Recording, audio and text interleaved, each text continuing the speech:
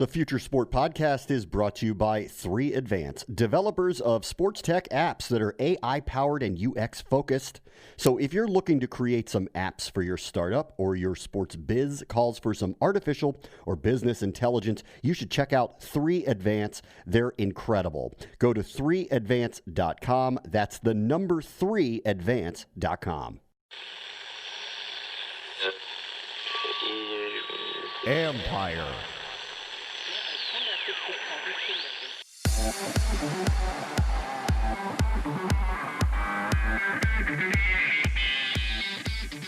It's getting past time for sports to return. You know, all the workouts were on paper. You know, it was essentially the strength coach would print out an Excel sheet and he'd have his little folder. And it seemed like, you know, not all of those papers made it back in his folder at the end of the day. So it was kind of tough to track where the athletes were at. That's Lance Thomason, St. Louis Cardinals strength and conditioning coach, who is hoping working with Teambuildr allows his team to be ready when opening day finally happens. This is the Future Sport Podcast. I'm Bram Weinstein.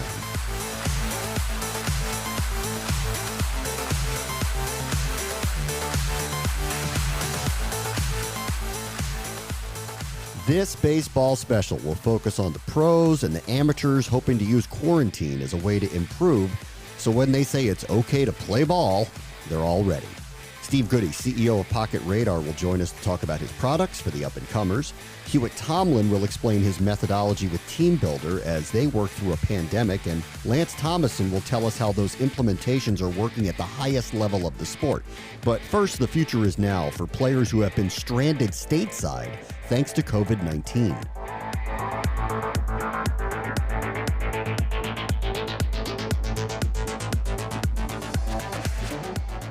So there's a lot of talk about baseball coming back. Don't know where, don't know when. Could be Arizona, could be Florida, could be both of them, could be something else, could be with some fans, could be with no fans. We don't know. And the leagues are getting set to try to figure out how to handle that and whether it's even possible to happen. There are actually groups of players, though, that never really left. And Marley Rivera from ESPN is here to document some of that. Hey, Marley, how are you? I'm excellent, Bram. Thank you for having me on your podcast. So there are Venezuelan players that just never left spring training. What happened? Well, this is one of those things that is kind of interesting, right? Venezuela was already going through, as you well know, through a social and political crisis that they've actually been going through for about a decade, but it's been really bad for the last 2 to 3 years. With Major League Baseball players in the majors who have spoken out about it, Francisco Cervelli and I did a really big feature for OTL. Like all these players, Robinson Chirinos, Miguel Cabrera, have been really, really outspoken about the situation in Venezuela. What happens now, and it's something that people kind of forgot, and it's okay because we're all dealing with this pandemic in the best way we can. So this isn't really, a knock on anyone that didn't think about this, but it is one of those things that went under the radar. And one of the things that happened is that the Venezuelan kids, a lot of, the majority, there were 251 international players in major league rosters. We're not even talking about minor league rosters. Major league rosters last year, right, as of opening day. And that number keeps increasing. Over 100 of those were Dominican, and almost 70 of those were Venezuelan. That's in the majors. In the minors, those numbers can be tripled, can be quadrupled. Every single team has usually close to 20 up to 50 Venezuelan players, right, in the minors, all throughout the minors, every level. And those kids are the ones that when they shut down spring training, the official day was Friday the 13th of March, they get sent out, right? They're like, okay, you guys have 3 options. You get to go home, you can stay in your camp, right, with your team, or you can go to your home city of where your team plays. Obviously, for minor leaguers who got their contracts canceled, Bram, so they actually do not have a home city where they play, there are only 2 options. Where you stay in your spring training facility or you go home. And for the Venezuelans, it was only you stay in your spring training facility because they can't go home. They have not only the social and political crisis, as we well know, the president of the United States, among other countries too. The same thing happened with Venezuela, closed the border. So when the international borders were closed, basically almost immediately, some teams were able to send their players away. Some of them weren't. And then that was the problem. So hundreds of kids, and I collaborated with my colleague, Alden Gonzalez, all these kids got stuck. So we wanted to document what teams are doing for them, Bram. And how are they kind of collectively handling this? Well, this is the era of, the digital technology. Like if this, I'm 45, so if this had happened to me, back of, when I was in my early 20s, or, these kids, let's just refer to the minor leaguers right now, because the major leaguers, most of them have homes in the United States, right? So the issues for the major leaguers were not, as glaring as they were for the minor leaguers. The minor leaguers, they're between 17, 18 years old up to maybe 22, 23 on average, right? 18 to 22, let's use that. You as a kid, you have no longer, what are you going to do? So they're using technology, right? And now, I never knew anything about Zoom, and now become a Zoom expert. We do now interviews on FaceTime, and they are the era. I almost feel like they are better equipped than I was to deal with this, because they are people who are used to that kind of digital connection with each other. And that's exactly what they're doing.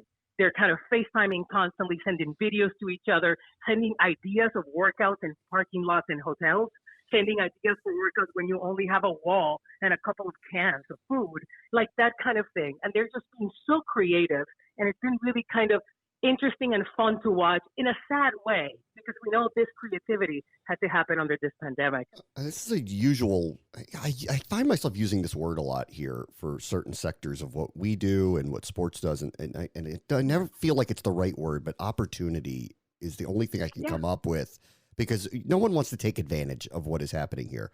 However, Absolutely in the not. case of some young players where English is a second language or they may not know it, and they're looking for an opportunity to stand out to their potential employers, this is one of them where they're going to be watched a little bit more closely, because they need to be watched a little bit more closely in how they handle something like this.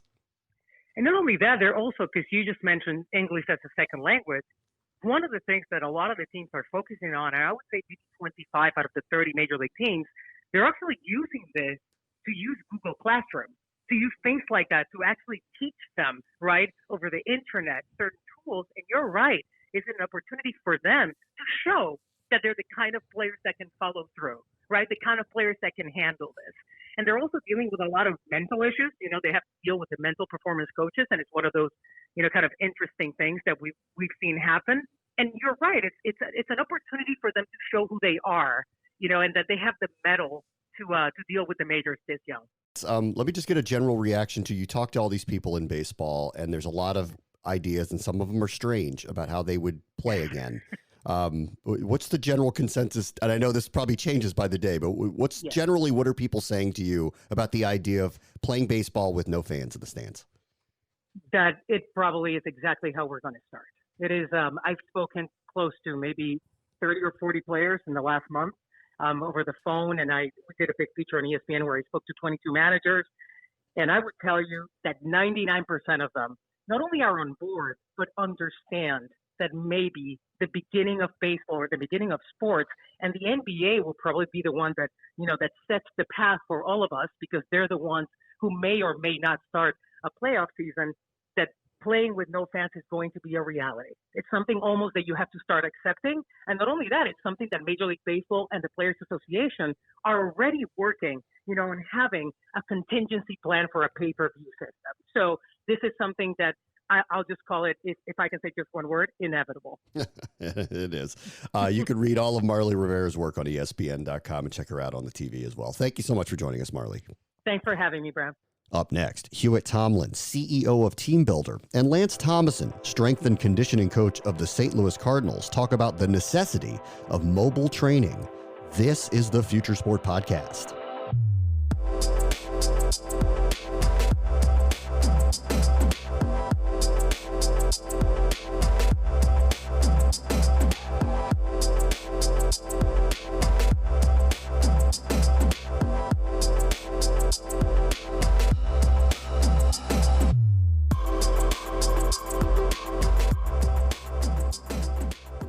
Man, we are in strange times, but let's be optimistic about everything. Like the NBA and the NHL will resume their seasons, and Major League Baseball will start a season.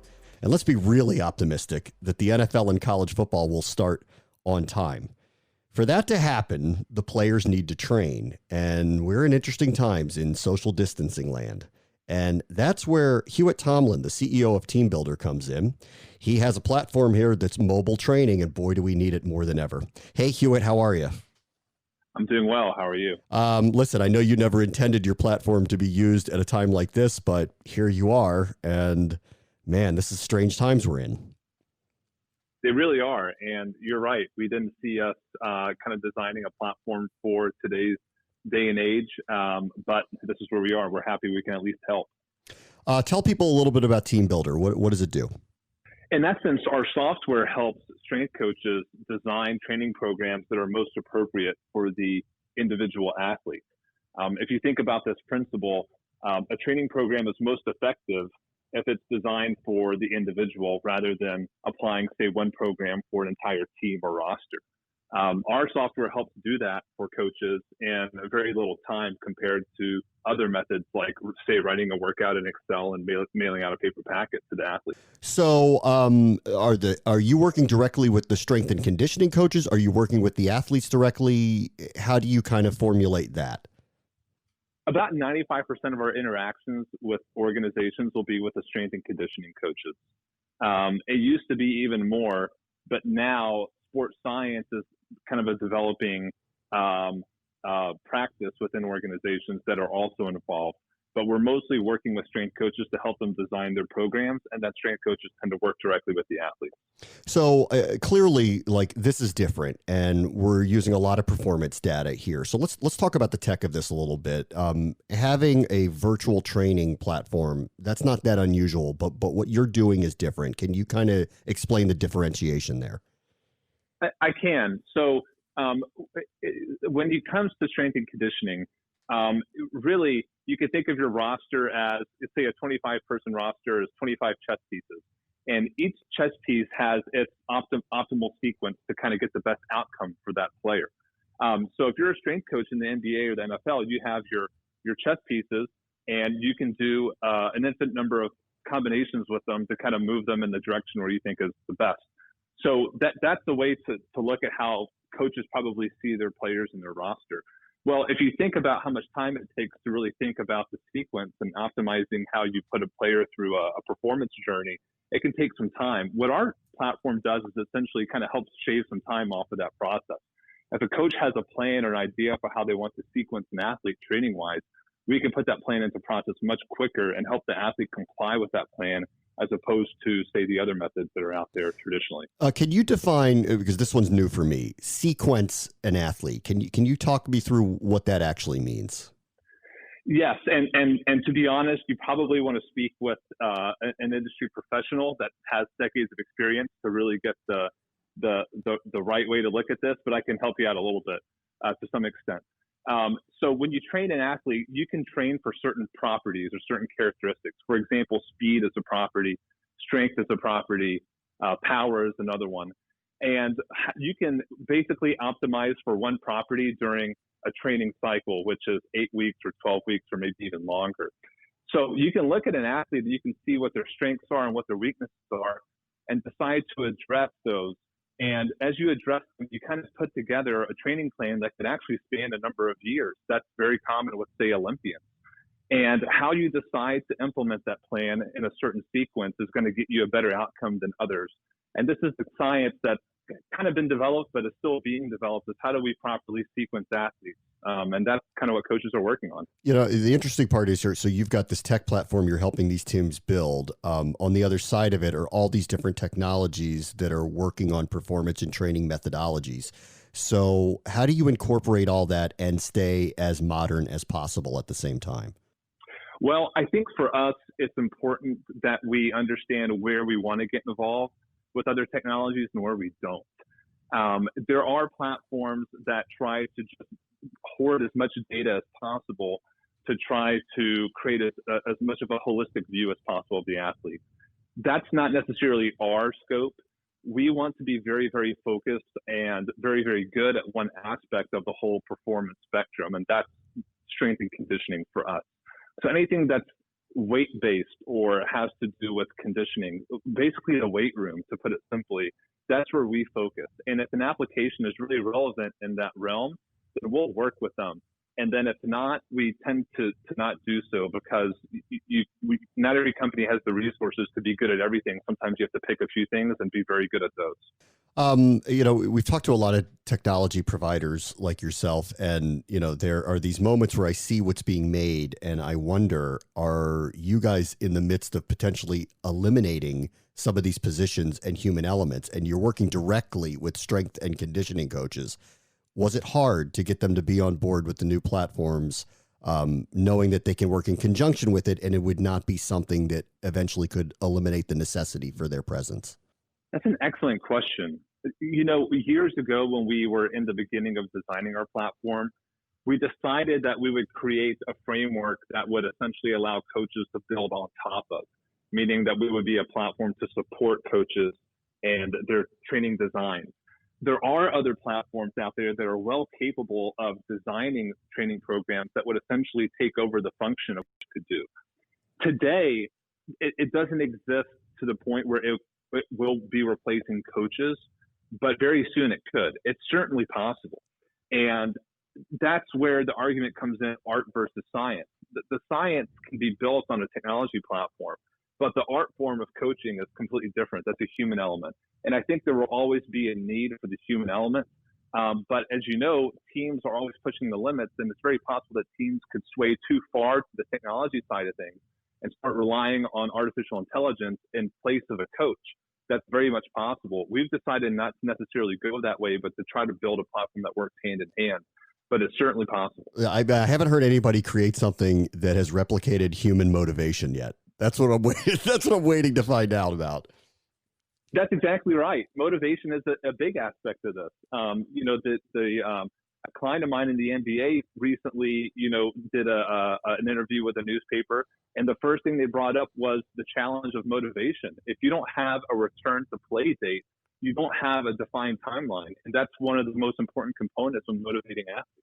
I'll let you go with this, and I want to leave it with what's going on right now. Obviously, there's I'm sure there's a lot of growth interest in what you guys are doing because of what's happening out in the world and all the social distancing. What are your clients saying to you about how they want to stay in shape, stay connected, in the eventuality that they will return to playing games again? Well, the reality is that equipment and access to resources has a lot to do with how someone can develop if they are quarantined. If someone does not have access to the proper implements, the job of the strength coach, I think at this point, is basically to make sure that the player does not regress. They should be maintaining their current levels of strength, speed, power, and these other properties that we talked about. Now, if someone does have access to a great amount of resources at home, then they have a really good opportunity to continue improving while a lot of people are not. But I would say across the board, at professional level and certainly the collegiate level, coaches are just hoping for athletes to maintain so that when they come back, not only are they ready to perform, but really we don't want athletes being exposed to injury when they come back. That's the other side of the coin, is that it's not just performance-based, it's actually the risk of injury when you have a long time away from a structured training program. And us, the fans, we just want them to come back. I know, I speak for the world that we just want to see sports come back again. I agree. I'm with you. I'm glad I can play a small part in maybe accelerating that process. But really, it's a team effort. The sports world is no longer the ultimate team sport. I think the team sport is basically our society right now, and I'm hoping that we can all get together and work this out together. Hewitt Tomlin is the CEO of Teambuildr. Thank you, Hewitt. Thank you.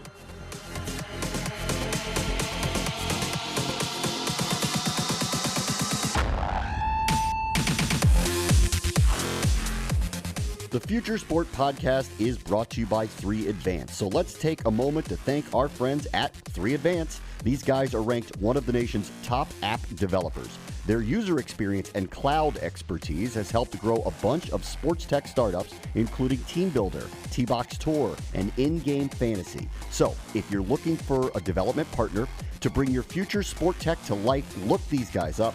Go to 3advance.com. They're the team to make it happen, and advance you will. That's the number 3advance.com, and tell them Future Sport sent you.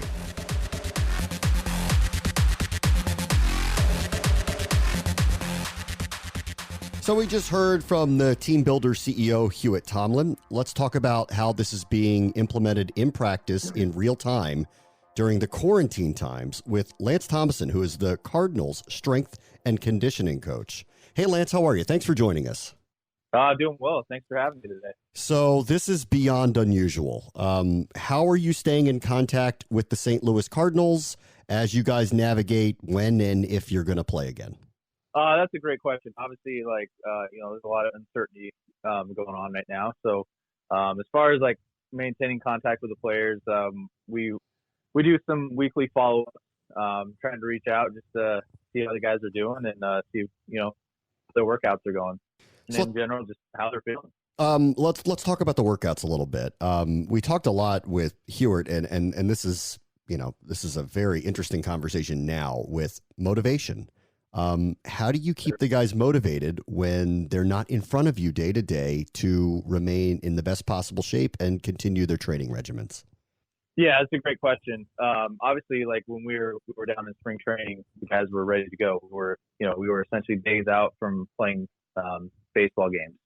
So, it's a tough situation, but we've essentially used the Teambuildr platform, and we're still providing workouts just as we would in season or in the off season. And as far as motivation, we're not trying to reinvent the wheel. We're just trying to do a basic body weight program if they don't have access to anything, and then if they do have access to equipment, we make some adjustments based off of what they have. Can you go into detail a little bit about that? I'm sure there are some players that are well equipped to be home and do the things they need to do, and there are others that aren't. How are you kind of streamlining all of that? Sure. So obviously we after that first week when essentially everyone was going home, we just tried to reach out to everyone and see what they'd have access to, and knowing that eventually gyms would shut down. So fortunately, there are some guys that have some very decent home gyms, and they're able to basically just continue on with where they were at. And then others we've had to adapt. And from there, we created a body weight program. Once again, we're not reinventing the wheel, but we're still sticking with our foundational pieces. We're still squatting, lunging, we're pressing. We're just making the adaptations where we can.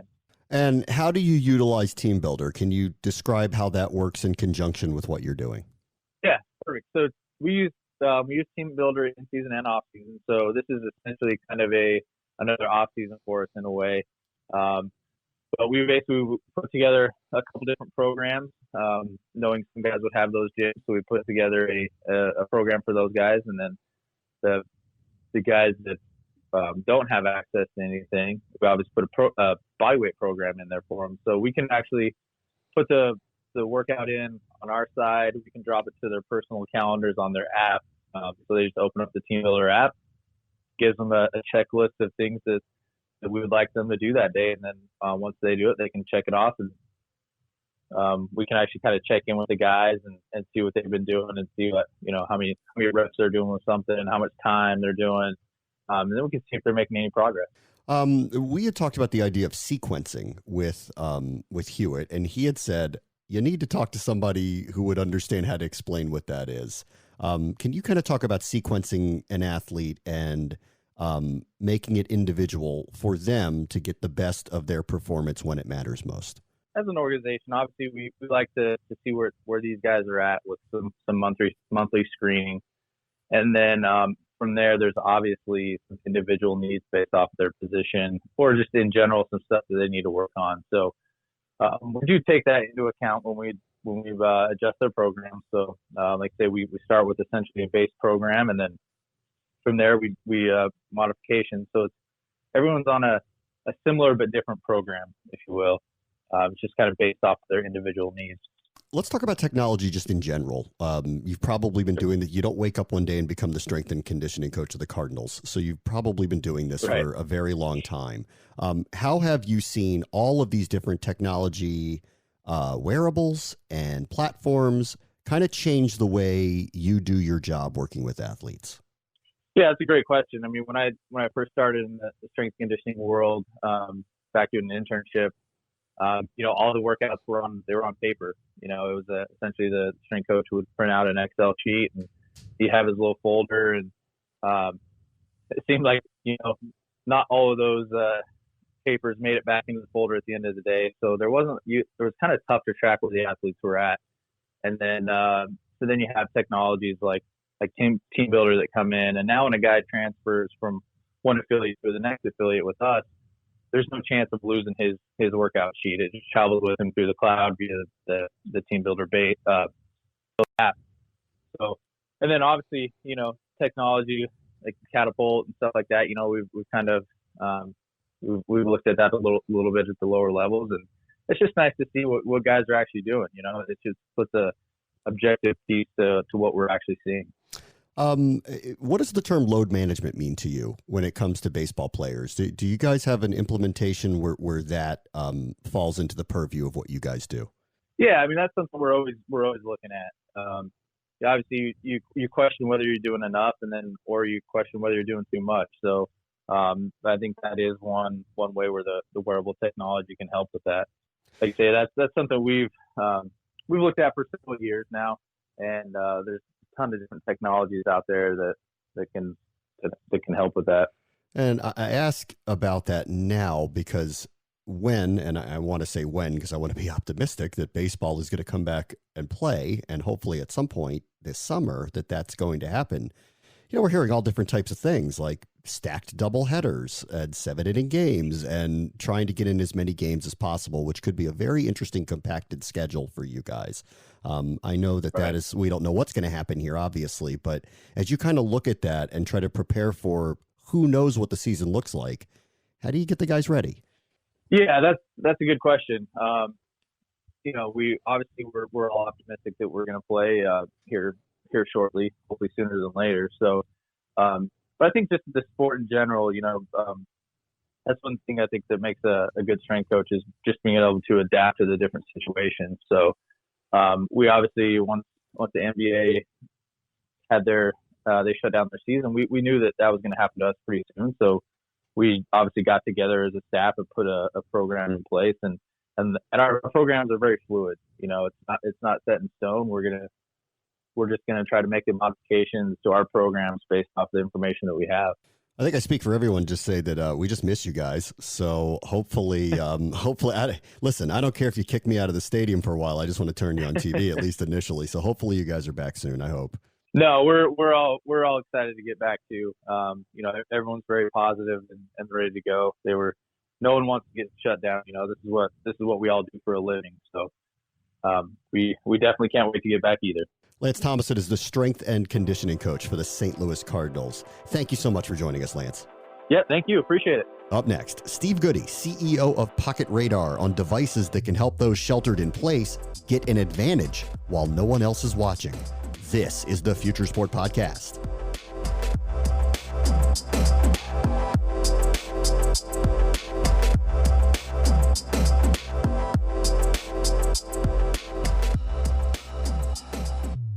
Well, this spring was very tough on team sports as well as professional sports. And for those that want to continue their training, they're trying to find options to do it from home as we all shelter in place. And that's where Steve Goody, the CEO of Pocket Radar, comes in. Hey, Steve, how are you? Thanks for coming back on the show.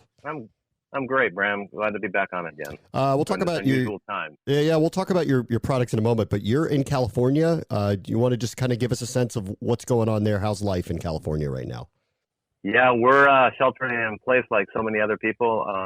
Fortunately, our governor got on it early, and so he was proactive enough that it sounds like we're all going to, our hospital resources are going to be enough to handle the peak load here in a couple of weeks. So we're all just trying to stay safe at home and run our businesses. Definitely life changing, but hopefully we'll get through this next month. Hopefully with less impact than it would have been. Look, clearly sports and baseball and all that stuff, it doesn't take precedence to what's going on in the world. But, I do feel for all the people in the youth leagues, as well as the professional sports that lost their teams this year, that aren't going to be able to train and aren't going to be able to necessarily get better. And that's kind of where you come in. You have started an initiative to bring your training home. Can you kind of talk about what you guys are trying to do to connect to players as they try to continue to figure out how to get better in their backyards? Yeah, we basically our Smart Coach Radar platform and app it was already a great platform for working on your own automatically, submitting your clips remotely, remote training. So fortunately, we had the components and the ingredients that a lot of people were already enjoying. And I guess the silver lining in this crisis is that now this solution is available to families at home, to athletes at every level, and they're basically able to completely train at home, measuring velocities, capturing clips, getting remote coached with that. We even had a young woman who had 4 college coaches effectively verbally committed to their college teams based on just this remote viewing of her performances at home with hitting. So we're scrambling to get the word out that this is a platform that can really help these people trapped at home. It's not like being on the field, unfortunately, but it's a lot better than just hitting by yourself or throwing by yourself into a net with no notion of how to get remote help or be seen. So it's lucky we have these pieces of technology. Always collaborating with our partners to help work with other vendors that offer services in player development and coaching to do this together. So there's a lot in the works right now. It should be very exciting. I probably should ask you this first, but for our listeners, because I know, because we've talked before, but for our listeners who didn't hear or are aware of Pocket Radar, why don't you explain what you guys do? Yeah, we've been around for about a decade, and we have a line of pro accuracy radar guns that are 4 ounces and fit in your pocket. We've been selling all the major league teams, all the way down to families. Price points are only a few $100s. Our latest flagship product is the Smart Coach. It comes now with an app that runs on your iPhone or your Android phone. So now you've got an accurate radar system, and along with the app that can basically can video yourself with speeds embedded in the clip, and then keep track of all your data over time, so you can track your progress, you can share it with others.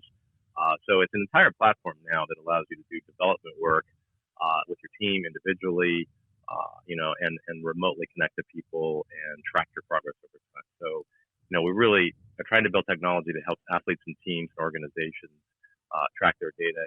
In this specific time, what are you hearing from coaches or clients or other athletes as to how best to utilize what they have and what they need and what they would want from Pocket Radar? Those that already have the product have been calling us up and expressing their gratitude that what we've got now actually fits the bill. What they're looking for now is they'd like for us to work with partners to figure out, how do I work with my coach? How do I work with my team? And so we're facilitating a lot of that as well, telling them how maybe a team can, pass around a unit with in a Ziploc in the mailbox, they can, pick it up and, share it, or if they each have one. So we're actively helping these families and teams to figure out solutions based on our platform and our technology, so they can continue to, practice and even clever ways they might be able to compete. One training academy in the Bay Area that this week he's running a pilot program with 6 of our Smart Coach radars, where he's going to have his athletes do hitting development for a week. They're going to have a contest at the end of the week, share it all on Instagram, who is most improved. So in effect, they're sort of socializing and practicing together virtually. Steve, how does it work? Is there a wearable involved in this? How do you guys track the data? It's really simple. Just like, we are all familiar with our smartphones and our iPads and such. Our radar now in the current version, it becomes a Bluetooth accessory, just like your headphone. And so what you do is you set the radar up in the proper location. With this kind of radar, like all radar guns, you have to be throwing the ball at it or away from it. So you set the radar up on a tripod. You pair it up to your iPhone or your iPad via Bluetooth. You put that iPhone on a stand next to you. You fire up the software in the app, and basically it automatically runs, and you can do a bullpen, do a hitting session, and it will capture every velocity you threw or hit. It will create an 8-second clip of your body mechanics, depending on which it uses the camera in your phone. So wherever you've set up the camera to watch yourself hit or throw, it'll capture an 8-second clip of you throwing or hitting, and it saves all that in your history and in your gallery on your phone. So now it's shareable. And the magic is those clips have an embedded Pocket Radar logo and speed right as part of the video content. So I can just touch share to Twitter or Instagram or email to my coach or Dropbox. So it's a whole automated system that an athlete can use all by themselves. Or if you have a helper or dad there or brother or sister, you can have them do soft toss, live pitching to you, and do the same things automatically. So it's really doesn't require any help It automates the whole process of capturing yourself, and now you have digital content about yourself that you can use for remote coaching. You can send it to your coach. They can get back to you and say, hey, try loading up better with how your swing was. And then they look at your exit velocities and say, oh, you improved. So it really is all the essential ingredients you need to do a remote activity with others, or just by yourself, see how much you can improve over the week or the month, and see how you compare to others. So it's a complete solution, really, for being stuck at home. Down the road, do you envision a partnership with biomechanic specialists where they could implement real-time adjustments to a pitcher or a hitter? Yeah, absolutely. In fact, prior to this crisis, we have been in constant contact with lots of other companies that provide wearable technologies for biomechanics, scoring technologies, charting technologies. So anything where you might say, hey, velocities and video married up to other tech is a more complete solution. We were already working with those companies. So I'm hoping, in the near future, we can continue on those efforts and maybe adjust course a little bit to maybe sooner than later put into hands maybe some wearable pieces or other ideas that we could do. Maybe some software that would allow teams to virtually compete, perhaps. I don't know. It's a lot of ideas now. Fortunately, a lot of the relationships that we've already been working with are going to be there to allow us to, sort of solve these problems.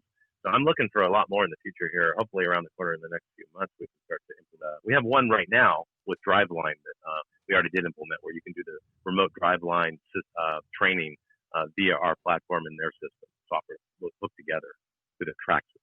What is going to be really interesting is when everything opens back up, we're going to find out who got better on their own. This is going to be very, very, very interesting. Yeah.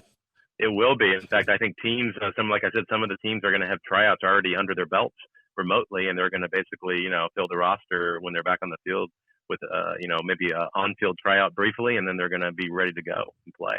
And those that did this are going to be ahead of the game for sure. And everybody's eager to do it. So there's a lot of motivation. Steve Goody is the CEO of Pocket Radar. Thanks for joining us, Steve. Thanks, Bram. Pleasure. That will do it for us this week. Hey, thanks to our sponsor, Manscaped, the only men's brand dedicated to below-the-waist grooming. They're forever changing the grooming game with their Perfect Package 3.0. The kit comes with a new and improved Lawnmower 3.0, waterproof cordless body trimmer, tons of other liquid formulations to round out your manscaping routine. Get 20% off and free shipping with the code FUTURE at manscaped.com. That's 20% off free shipping with the code FUTURE at manscaped.com. Later this week, be on the lookout for a special episode dedicated to an age-old baseball game that was a precursor to analytics and is now modernizing for us homebodies looking for an outlet. Stratomatic. We're going to speak to the game's founder, Hal Richmond. Well, initially, the only thing that was available was official statistics. And it also was a problem there because they didn't come out till March. And that was all right when I did the 80 and the 120 players. So when I had to do the 320 players, 16 teams, it was a problem. As always, the future is now. This is the Future Sport Podcast. I'm Bram Weinstein. The Future Sport Podcast is brought to you by 3 Advance, developers of sports tech apps that are AI-powered and UX-focused. So if you're looking to create some apps for your startup or your sports biz calls for some artificial or business intelligence, you should check out 3 Advance. They're incredible. Go to 3advance.com. That's the number 3advance.com.